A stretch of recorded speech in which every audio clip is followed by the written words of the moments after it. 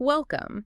Today we're going to be looking at the archived records of, well, one of the most disturbing cases of prolonged captivity and abuse to ever surface in modern European history. So it's a very difficult subject. It is. And we want to be clear that we're approaching this with the absolute seriousness it demands for the victims. We're here to conduct a detailed exploration of the events that unfolded in Amstetten, Lower Austria, the case involving Josef Fritzl and his daughter, Elizabeth. And we really must approach this material with a steady, factual lens. Our examination is going to synthesize the documented facts. We're talking about decades of kidnapping, rape, enslavement, child abuse, and also the charge of murder by negligence. Right. We want to clearly map out the full chronology and the precise, deeply engineered mechanisms of psychological and physical control that Josef Fritzl used over those 24 years, just as they're detailed in historical records. So our mission here is really to extract the necessary facts, the complete timeline, and the profound implications of this harrowing situation from the historical record, ensuring there's clarity and context for you, the listener. It's a vital but extremely difficult truth to unpack. And just to set the baseline facts, this whole situation came to light in 2008. The perpetrator, Josef Fritzl, later changed his name to Josef Mehrhoff. His primary victim, his daughter Elizabeth Fritzl, was born in 1966. And the captivity itself started? When? It began in August 1984 and lasted until April 2008. The source material confirms that the repeated sexual abuse resulted in the birth of 7 children. We're really examining the records of a profound deception that hid the unimaginable for nearly a quarter of a century. Let's start by establishing the background of Josef Fritzl. We need to see if there were any patterns that might, predict the scale of the horror he would later inflict. He was born in Amstetten in 1935. That's right. The records show he was an only child, raised mostly by his working mother, Maria. His father, Josef Sr., was described as a severe alcoholic who deserted the family when Fritzl was only 4 years old. And the father died not long after that. He died serving in World War II in 1944. So it was just him and his mother. Yes, and that background material, it really paints a picture of a deeply troubled formative environment. Fritzl himself claimed he was subjected to extensive abuse from his mother, both physical and emotional. What kind of abuse did he describe? He reportedly stated that she would beat him until he was lying in a pool of blood, which he said left him feeling totally humiliated and weak. He even used a very telling phrase to describe his existence. He called himself an alibi child. An alibi child? What does that mean? It implies he felt he was born purely to prove his mother wasn't barren. It suggests he felt completely unloved, that his purpose was purely instrumental. That's chilling. And yet he goes on to start his own large family. He does. He married Rosemary in 1956. She was very young, only 17 at the time. And they went on to have 7 children together, including Elizabeth, who was born in 1966. And professionally, he seemed normal, competent. On the surface, yes. He completed an education in electrical engineering and held various technical and sales roles. He officially retired in 1995. But he didn't really stop working, did he? No, retirement is a very misleading term here. The sources really emphasize that he kept up these vigorous commercial activities. He was renting out properties, managing a guest house and a campsite at Lake Muncie, all the way until 1996. And all that activity served a purpose. A crucial one. It gave him legitimate reasons for being away from the family home for long periods.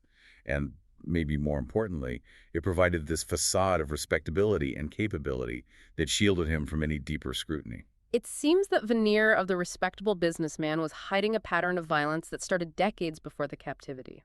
The abuse of Elizabeth. That reportedly began when she was only 11, around 1977. And even earlier than that, his history of sexual violence began. The records show a critical event in 1967. Fritzl was convicted of rape. Tell us about that. He broke into the home of a 24-year-old nurse in Linz, raping her at knife point. The sources confirm he threatened to kill her if she screamed. He was also a suspect in an attempted rape and was known to authorities for indecent exposure. And he served time for that. He did. He was arrested for the 1967 rape and served 12 months of an 18-month prison sentence. Okay, so if he had this prior conviction, this history, how was he later able to convince social services that he was a suitable parent for the children he brought upstairs? This is where a key systemic detail comes into play. It's about the legal framework in Austria at the time. The sources reveal that under Austrian law, his criminal record was expunged, basically wiped clean, after 15 years. So it's just gone. It was gone. This lack of a traceable public record became absolutely instrumental. When he later applied to the social service authorities to adopt or foster the children, there was no way for them to discover his prior conviction for sexual violence. That legal detail was arguably the single greatest systemic enabler of his entire deception. That's an incredible institutional failure.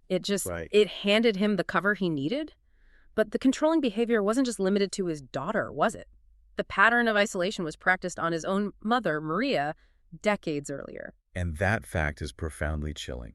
It suggests the later actions weren't a sudden impulse, but the culmination of a decades-long pathology of isolation and control that he tested and refined within his own home. What exactly did he do to his mother? Fritzl admitted that after his mother moved in with him in 1959, he started to dominate her. He later locked Maria in the attic of the family home. He bricked up her window and told neighbors and family that she had died. He bricked up her window. That implies a permanent enclosure. How long did that go on for? It's not known exactly how long the captivity lasted, but she remained isolated up there until her death in 1980.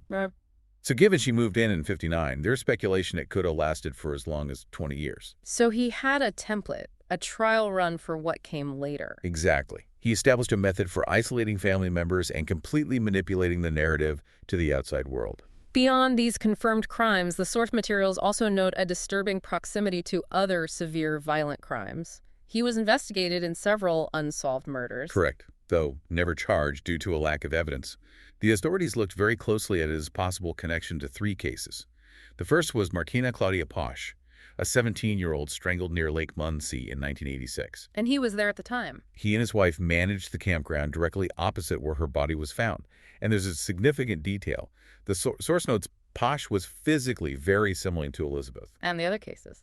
There's Anna Neumeier, also 17, killed in Linz in 1966 near where he worked. And much later, Gabriela Supakova, a 42-year-old murdered in 2007 near a place where he was on holiday. So while he was never charged, the pattern is, it's hard to ignore. It is. The fact that police looked at him for crimes spread across his entire adult life is highly indicative. It just reinforces this understanding that he lived a complete double life. The quiet engineer was a calculated shield, hiding a history of sexual violence, the confinement of his own mother, and this very suspicious proximity to other brutal crimes. And that context is essential as we move into the events of 1984.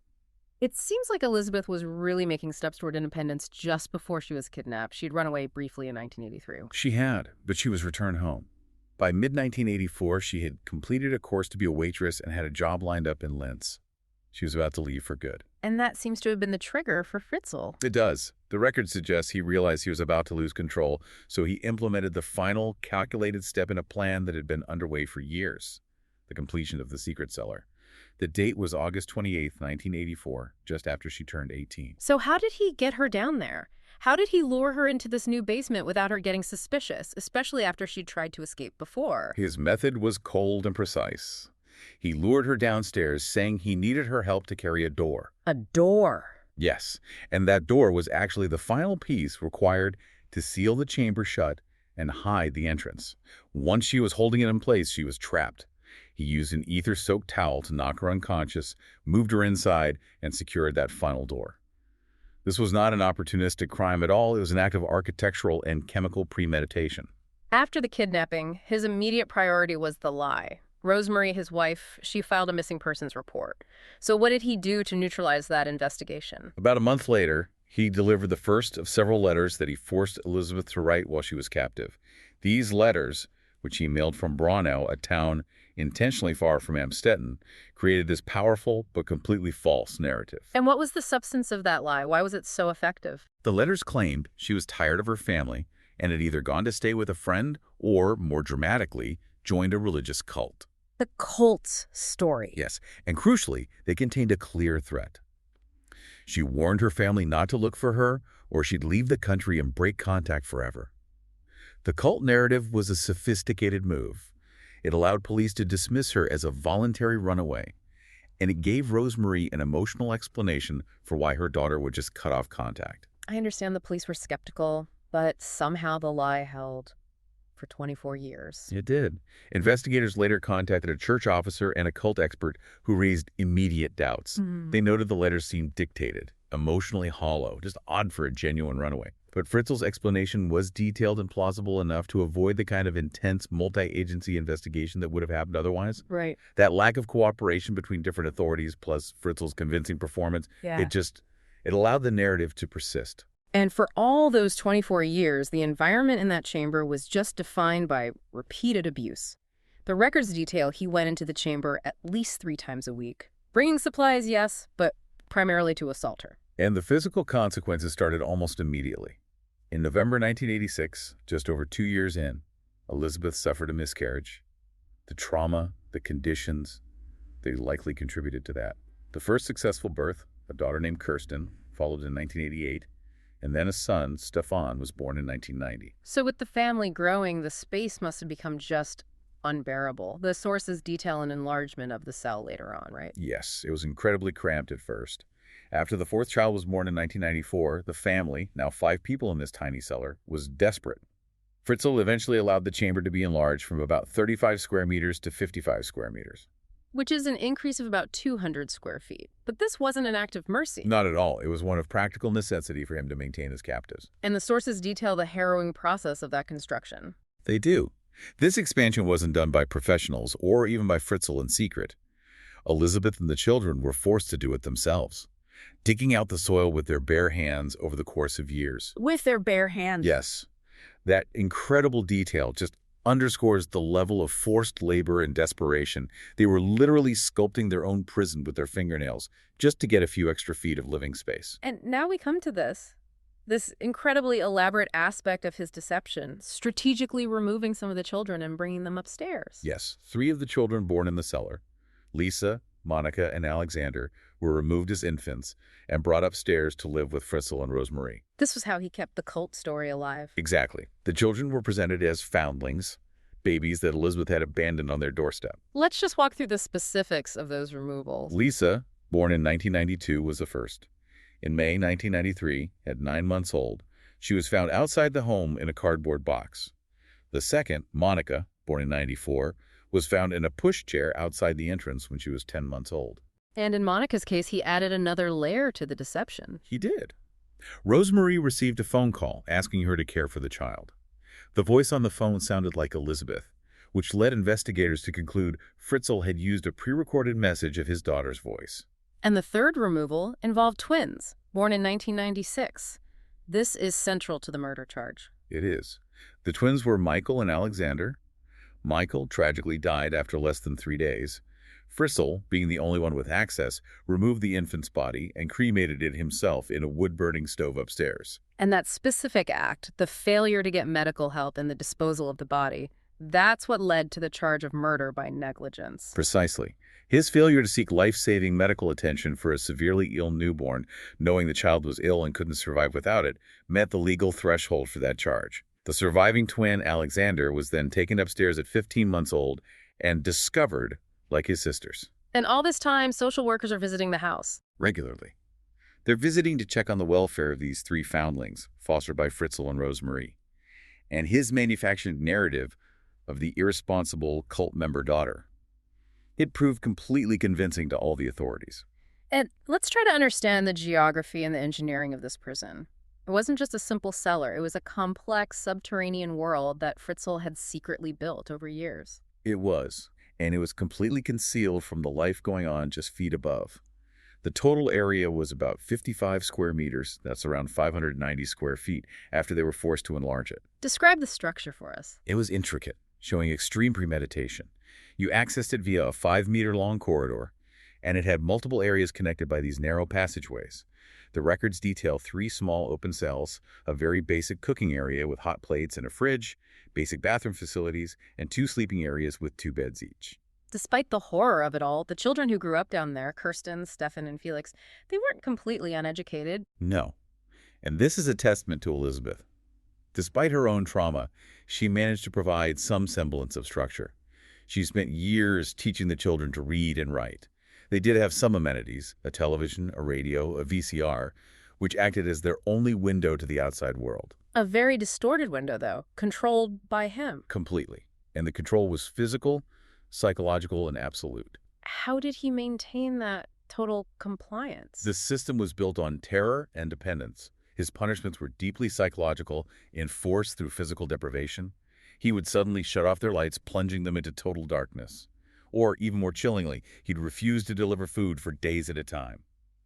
This created an absolute life-or-death dependence on him. And he coupled that deprivation with specific, terrifying threats about escape? Yes, severe fear tactics.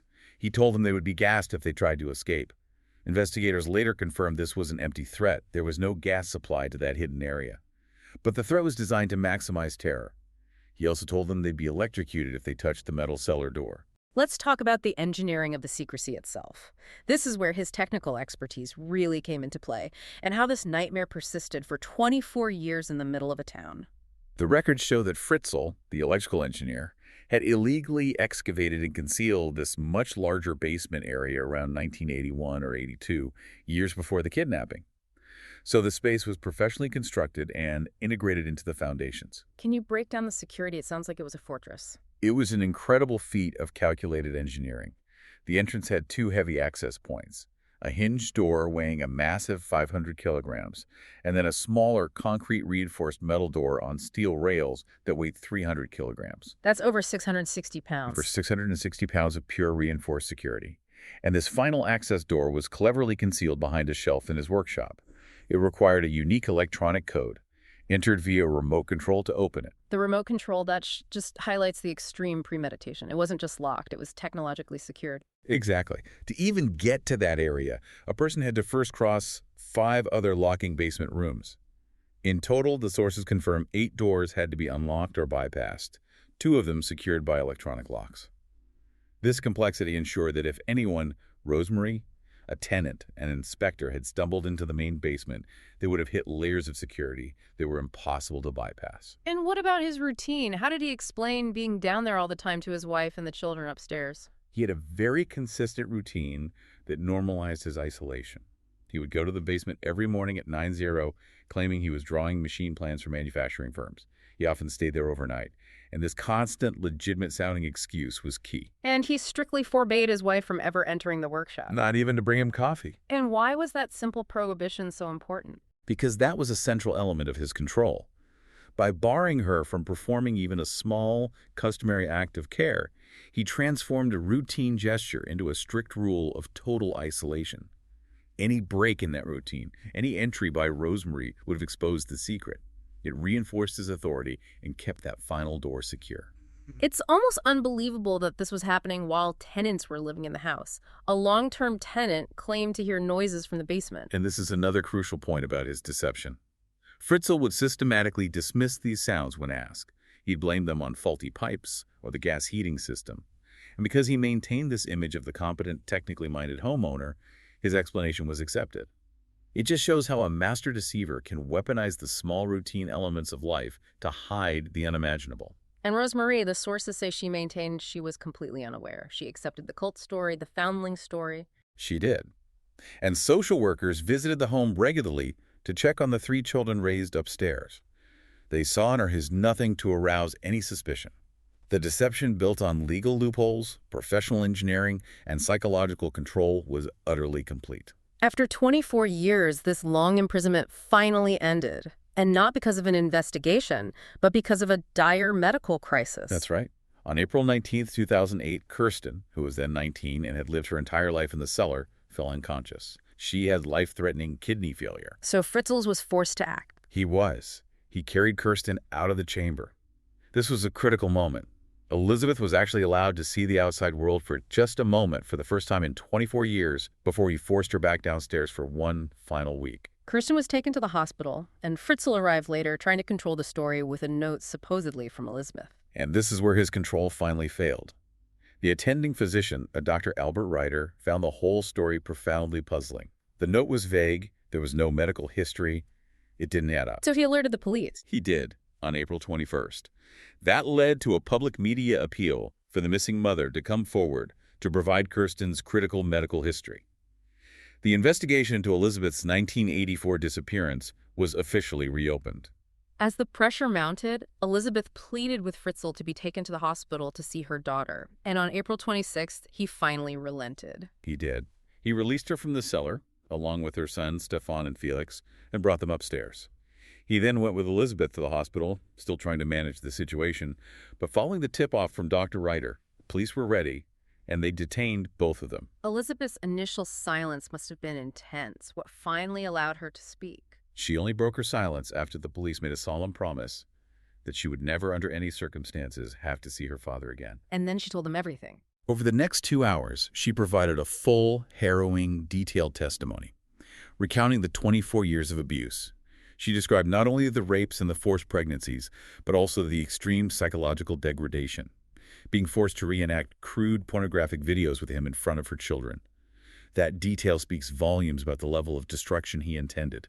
The police investigation moved quickly after that, and in November 2008, Fritzl was charged. And the charges were comprehensive. Murder by negligence for the death of the infant Michael, multiple counts of rape, incest, kidnapping, false imprisonment, and, notably, slavery. The slavery charge, that's quite rare. It is. It stemmed from the total and long-term control he exerted over Elizabeth and the 3 children downstairs, forcing them into labor, absolute obedience, essentially treating them as his property.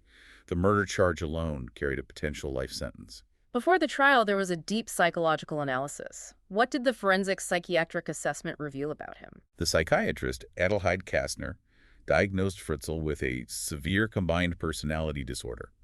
She detailed components of borderline, schizotypal, and schizoid types, on top of a pronounced sexual disorder. Can you break that down for us? What does that combination suggest? In simple terms, it indicates extreme emotional volatility and instability from the borderline component, and internal detachment from reality and paranoid thinking from the schizotypal, and profound emotional coldness and inability to feel empathy from the schizoid. Kastner concluded he posed a perpetual danger and recommended he receive psychiatric care for the rest of his life. And Fritzl's own attempts to explain his actions, they show a complete lack of remorse. Completely. He initially claimed the sexual abuse was consensual. He tried to rationalize the imprisonment, saying he had to create a place where I could keep Elizabeth away from the outside world because she did not adhere to any rules. And then there was that quote? Yes. Perhaps his most disturbing and self-serving quote was his claim that his behavior was innate. He said, "I was born to race, and I held myself back for a relatively long time." But that's inconsistent with the facts, isn't it? If it was an uncontrollable impulse, why the years of meticulous planning, the electronic locks, the 300-kilogram door? That is the crucial contradiction. Kastner's reports concluded this was not an impulse. It was a meticulously planned, long-term operation, entirely for his own sustained gratification. The engineering of the cellar proves the calculated, cold, premeditated nature of the crime. He chose to act this way. The trial itself began in March 2009. Fritzl tried to hide his face behind a blue folder, and initially he didn't plead guilty to everything. That's right. He pleaded guilty to almost all charges, but not murder by negligence and not the grievous assault charge related to the threat of gassing the captives. The prosecution's presentation was quite dramatic. It was devastating. To illustrate the physical reality of the cell, the prosecutor, Christiane Bergheiser, made a mark on the courtroom door to show the low's ceiling height. It was only 168 centimeters, about 5 feet 6 inches. Just to give the jury a visual. A powerful visual. She described the cellar as damp and moldy, and she even presented musty objects taken directly from the cell. The odor of these objects reportedly caused the jurors to visibly flinch. But the key evidence was Elizabeth's testimony. Absolutely. The jurors had to watch 11 hours of her videotaped statements. The content was so distressing, it was described as harrowing. They had to watch it in segments, no more than 2 hours at a time, because of the emotional intensity. And there were replacement jurors on standby. 4 of them, just in case any of the regular jurors became too distressed to continue. The trial reached a critical turning point on the second day. Yes. Despite being promised she'd never have to see him again, Elizabeth decided to attend the proceedings in disguise. She went to the courtroom. She did. And Fritzl's defense attorney later confirmed that when Fritzl realized she was there, he went pale and he broke down. His lawyer said it was a meeting of eyes that changed his mind. The very next day, March 19th, Fritzl approached the judge and changed his plea to guilty on all charges. Including murder and enslavement. Everything. By pleading guilty to all charges, he accepted the maximum penalty. He was sentenced to life imprisonment without the possibility of parole for 15 years. Following conviction, the entire focus shifted to the recovery of Elizabeth and the children. They were moved to a clinic and shielded from public attention. Yes, and they were all provided with new identities. Mhm. The recovery process was naturally very complicated and lengthy, especially for the three children raised underground: Kirsten, Stefan, and Felix. What were some of the specific challenges they faced? The sources detail a profound impact. Kirsten, who was 19, had suffered so much sustained distress that she had physically torn out clumps of her own hair. Both she and her brother Stefan experienced intense anxiety and panic attacks, triggered by simple things, like the dimming of lights or the closing of doors. Because those were the sounds that meant he was coming. Exactly. The sounds that preceded his entry or a period of punishment. And there was a physical toll as well, related to the cellar's architecture. A huge one. Stefan is about 5 feet 8 inches tall. The ceiling was only 5'6". For years, he was constantly forced to stoop. His body had physically adapted to the constraints of his prison, so he had difficulty walking properly. And the upstairs children had their own trauma to deal with. Yes, Lisa, Monica, and Alexander required extensive treatment for anger and resentment after learning the profound lies their biological father had told them about their mother. The family dynamics must have been incredibly strained at first. They were. In July 2008, Elizabeth ordered Rosemary out of the safe house. She was deeply upset over her mother's passiveness, her willingness to accept Fritzl's story about the cult instead of questioning her daughter's disappearance. But the long-term reports show a remarkable sustained adjustment and resilience. They do. The signs of recovery were steady and profound. By the early 2010s, reports indicate the children who grew up underground were learning to swim, enjoying outdoor activities, developing normal sibling relationships. And Elizabeth herself showed immense progress in reclaiming her own life. She did. She successfully passed her driving test, a huge milestone symbolizing the freedom that was stolen from her. She reportedly found a relationship with one of her bodyguards, who became a stable figure for her children. And the family relationships started to heal? They did. The upstairs children slowly began accepting Elizabeth as their true mother. And despite the initial strain, Elizabeth eventually forgave Rosemary, and they began visiting each other more frequently. Let's discuss the fate of the house itself. The physical prison had to be erased. It did. In June 2013, the chamber in the basement was filled with concrete at a cost of $100,000 Alashan. This was to ensure the dungeon could never be entered again. The house was later sold, with the buyers intending to convert it into apartments, repurposing the space to permanently remove the stigma of the crime. And finally, what's the current legal status of Josef Fritzl, who now goes by Josef Mehrhoff? His status is still legally contentious. He has been attempting to secure release since serving the initial 15 years of his sentence. Since 2021, courts have been considering moving him from a secure psychiatric facility to a regular prison. And that move is critical for his parole eligibility. It is. If he's moved to a regular prison, he becomes eligible to apply for parole. What's the basis for arguing he should be moved? The argument is supported by psychiatric reports, which, surprisingly to many, claimed he no longer posed a direct danger. And he's also reportedly suffering from dementia. A court approved this transfer in January 2024. But that wasn't the final word. No. Prosecutors immediately appealed that ruling. They argue that regardless of his current mental state, the long-term calculated danger he represents justifies keeping him in the specialized psychiatric facility. So the legal battle over his confinement is active and intensely debated in Austria today. As we conclude this focused analysis, it's just necessary to reflect on the sheer scale of the calculated psychological and physical control he exerted.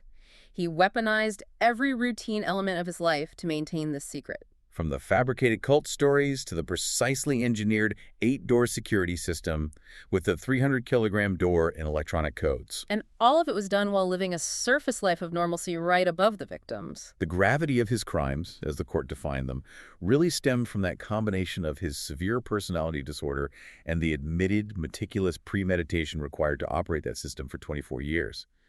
But the true importance of studying these records now lies in the resilience and ongoing recovery of the survivors, Elizabeth and her children. We've discussed the forensic details of how a long-term secret was maintained right in plain sight, and it raises an important question for you to consider. How entirely can a master deceiver weaponize the small, routine elements of everyday life? The prohibition on his wife bringing coffee to the basement, the blaming of faulty pipes for strange noises, to hide the truly unimaginable. What are the silent signals that can be completely missed within a seemingly normal community that has just chosen to accept the most convenient explanation. This case is a profound lesson in the necessity of questioning accepted narratives, especially when they're offered by someone who has established a flawless professional veneer. We hope this intense exploration has been valuable to you. Thanks for listening.